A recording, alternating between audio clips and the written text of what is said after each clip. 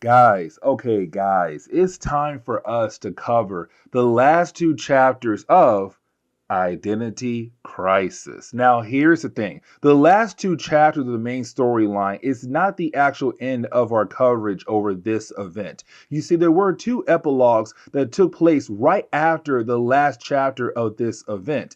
Now, one of the epilogues does focus on the Teen Titans, and the other one does focus on the JSA. Now, we might not cover the JSA one, but most definitely we're going to cover the Teen Titans one. Now, with that being said, the next two chapters of the main storyline is just beautiful, but we kind of find out who had killed off Sue Dibney. We finally figure out who is the actual killer, but we also learn a very dark secret when it comes to Batman.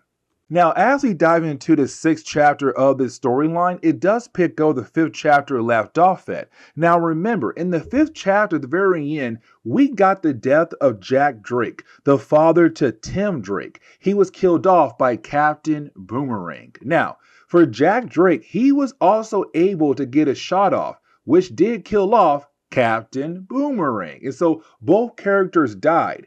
But as we dive into the sixth chapter, we pick up with Tim Drake just taking off his Robin outfit so that he's able to go be with his father. The police are going to be there very soon, but either way, it's Tim Drake being heartbroken because now his father is dead. His mom died back in the 1990s, but now his dad is gone. Both of his parents are now officially dead in DC Comics. This is a young boy who has to go through one of the worst things you can go through in life at a very young age. We also have to remember that when it comes to Captain Boomerang, he had a son, and his son's name is Owen Mercer. And so for Owen, he got a call that his dad is dead. And so he rushed over to the scene of the crime. The problem is, though, unlike Tim Drake, Owen is not allowed to be near his father's dead body. And the reason why? Because this officer is scared of the idea of possibly Owen being able to bring his father back to life. Because when it comes to the rogues, they always find a way to come back to life after being gone for a good period of time. And so for this officer, he's kind of like, no, we cannot allow you to be near the body of your father because you might try to bring him back. Now for Owen, he is so upset about the fact that his dad is dead, but also he's not allowed to be near his father's body, but Batman is. Now with Batman, he's just doing some detective work, but he did find a note that said, "Protect yourself." The same note Jack Drake saw on top of a box. And of course, inside that box was a gun, the same gun he used to kill off Captain Boomerang. Now, the next few pages are really showing us the heroes are different heroes and different villains kind of dealing with the fact that they all had lost somebody. Mothers, daughters, sons, brothers, sisters, grandma, grandpas, and even friends. Now, the last page of this section alone is going into a tie-in that we had already covered that takes place in Flash issue number 217. In that issue, it's really more of Owen picking up where his father left off at, becoming the new Captain Boomerang. Now, we do get a page for Dr. Light alone. Now, remember, when it came to Dr. Light, we had learned that there was a small group of heroes inside the League that had decided to use the powers of Zatanna to wipe the mind of Dr. Light. And the reason why, because we had learned a long time ago that Dr. Light had assaulted Sue Dibney, the wife to the elongated man, the woman who got murdered at the very beginning of this story arc. Now, with all that being said, our heroes realize that if they don't play with the mind of Dr. Light, then most likely he'll try to assault other women around the world. Now, he had forgotten about what he did to Sue Dibney, but then he was able to remember everything. And so this one page kind of hints at the idea that he might go after different members of the League who have played with his mind. And matter of fact, it does lead into one of the epilogues we might cover, the Teen Titans one. Now, this kind of leads into a big moment for the character of Batman. Let me explain why. So, like I said earlier, you had some heroes inside the league who had decided to use the powers of Zatanna to play with the mind of Dr. Light. Now, here's the thing. Dr. Light now remembers everything, but when he was trying to remember everything he had forgotten, he was kind of using his powers to show off light images of things that he had forgotten. And Wally West was nearby and he saw those images. And so for Wally West, he realized that Green Arrow had lied to him again because Green Arrow said there was only 7 heroes that day when it came to Zatanna playing with the mind of Dr. Light. But then Wally West realized there was an 8th person, and that person was Batman. And so you have Wally ask Oliver, hey, why did you lie again? Like, why did you not tell me that Bruce was there as well? And Bruce was there with the fact of y'all playing with the mind of Dr. Light. But then you have Green Arrow begin to act weird. And that's when Wally West realized they also did something to Bruce Wayne. And we kind of find out that they had altered his mind as well, because that same day you had those heroes using the powers of Zatanna to play with the mind of Dr. Light. Bruce Wayne came back to the Watchtower because he got word that something had happened to Sue Dibney. And so when he arrived back at the Watchtower, he saw Zatanna playing with the mind of Dr. Light. And Batman realized he had to do something. And so you had Zatanna use her powers to freeze Batman right in his tracks. But then she used her magic to make him forget what he saw. And so it's Wally West realizing that once again, Oliver Queen had lied to him. But on top of that, he's kind of like, you guys mess with the mind of Batman. You don't do that. Now, for Oliver, he believes that if it was Batman in his shoes, Bruce would have done the same thing as well. But you have Wally say, no, Batman would never do that at all. But you didn't have Wally realize that sooner or later, when it comes to Batman, he's going to remember. Or possibly he already does. But he has not said anything at all yet. But either way, it's Wally West once again being very disappointed when it comes to Oliver Queen. And really, we do shift our focus over to Batman. Now, here's the thing, because you have Batman right now trying to hunt down the Calculator. Now, the Calculator was kind of like the oracle for bad guys in DC Comics, being able to sell pieces of information for, well, money. But on top of that, he was also being able to give different bad guys jobs to do across the world.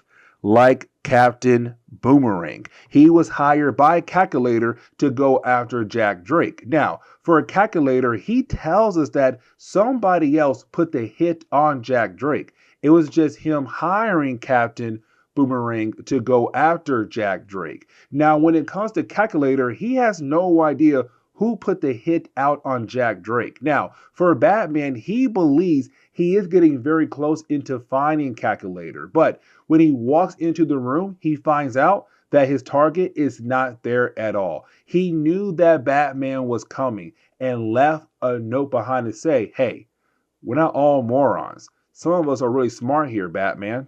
But now we have to jump over to the headquarters of the JSA. Now, when we do, we pick up with Dr. Midnight and also good old Mr. Terrific. Now, you have these two characters doing an autopsy on the body of Sue Dibney. Now, remember, our heroes still have no idea how she had officially died.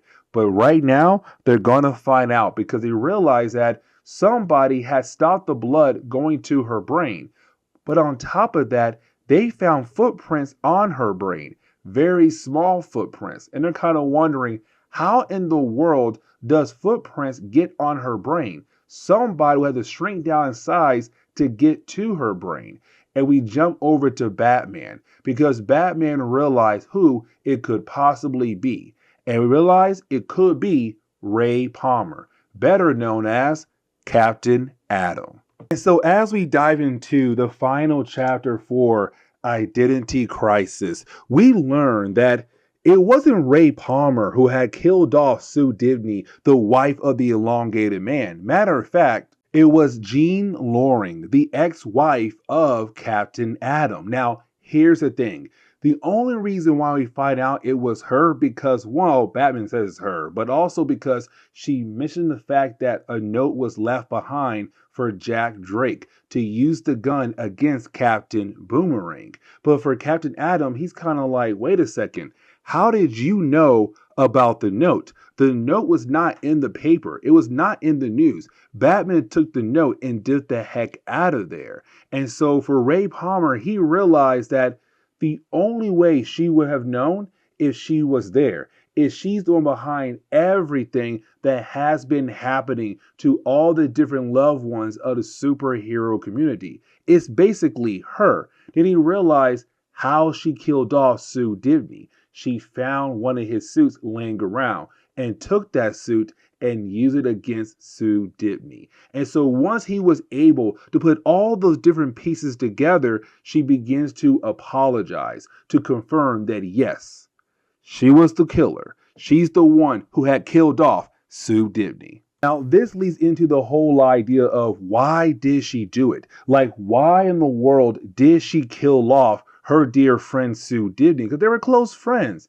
But it all goes back to the fact that she is the ex-wife of Ray Palmer. The whole idea of being an ex-wife. She wanted Ray back, but she had no idea of how to get him back. And so that is why she killed off Sue Dibney. Now, technically, her idea was to only scare Sue Dibney so that she'll call in the different heroes. And once the heroes had arrived at the apartment to see that Sue is okay, those other heroes would then be concerned for their loved ones. And for Ray, his loved ones is her and their son. And so she was kind of hoping that after all of that, he'll run back to her and they can be a couple again. But everything fell apart when she tried to suit on Sue Dibney and basically blocked the blood going into her brain, killing off Sue Dibney. Now, she also brought other weapons with her just in case things went south. And so she used those weapons as a way to burn the body of Sue Dibney. And so now everything is coming together. But for Ray Palmer, he realized that Bruce kept asking the same question over and over again. If you kill somebody, you have to make sure that you would benefit off their death. And so for Batman, it's kind of like, who would kill off Sue Dibney and be able to benefit off her death? And so for Ray, he realized it had to be Loring. It had to be her because, again, she wanted him back in her life. Now, when it comes to Jack Drake, she did not plan on him dying. Matter of fact, she was kind of hoping in the idea that Jack Drake would be able to be used as a way to throw the heroes off, but also using Captain Boomerang as a way to throw the heroes off as well. And with the heroes being thrown off, no one would expect her being the killer, but things went south when Jack Drake died. And of course, as we all know, she had to open up her big mouth and say, hey, did Batman figure out who wrote the note? And it all came together once again. Now, for Jean Loring, she believes that she's the wife of Ray Palmer. There's no way he'll attack her. There's no way he'll lock her up. She believes that in the possibility she'll get away with this because, again, she is his wife. But as we go over to the next section, we see that he brought her over to Arkham Asylum. It's kind of like, man, that's the worst place you could place her in. But at the same time, he had no choice. He had to go ahead and lock her up because she is a killer. She killed off a close friend of theirs. And so he walks away. But you can tell this is a man who is completely broken now. But now we pick up 1 week later. Now, 1 week later, we do pick up with Wally West and Oliver Queen having another conversation at the Watchtower. Now, this leads into the idea of talking about Bruce Wayne once again. Because for Wally West, they should just go ahead and tell Bruce Wayne what they have done to him. But for Oliver Queen, it's kind of like, no, we should not. But also, like I told you in the past, Most likely, knowing Batman, he already knows what had happened to him and waiting for the right moment to bring it up. And really for me, we kind of end the video on that note right there. There were a few more sections as well, but really it's more Wally West having an opportunity to tell Bruce Wayne that what happened to him thanks to Zatanna, but Wally does not tell Bruce at all. And there was an epilogue, but it's really more of the elongated man trying his best to move on, but also kind of talking to the spirit of his wife, believing that she's around him no matter what. And the book kind of ends on that note. So with that being said, guys, this is where we're going to end today's comic book video. So please leave me a like down below and subscribe. But guys, see y'all next time. Later.